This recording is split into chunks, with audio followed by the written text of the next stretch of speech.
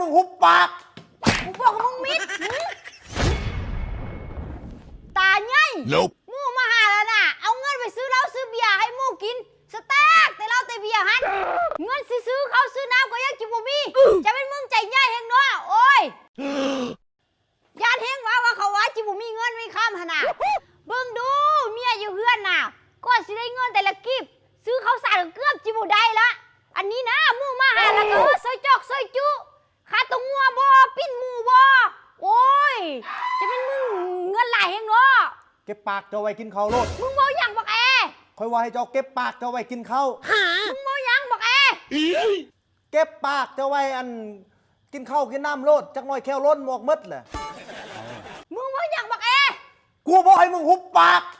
กูบอกมึงนี่ชิปากตกแค่ตกข้ามให้ยังปากมึงเนี่ยมึงเมาให้ยังว่ากินข้าวกินน้ำกูนะปากมึงเนี่ยเมาให้ยังว่ากูเก็บปากไว้กินข้าวกินน้ำสเต็กเดี๋ยวแต่เบียร์มึงมีเงินเองวะมึงบ่ได้มีได้บอกมึงใจใหญ่แท้มึงอยากเสียเกียรติเองวะเกียรติมึงบ่ได้เสียเรื่องมึงรวยเด้อบอกมึงสติมึงเด็กกูนะมึงชิไปเกิดเราไปว้าย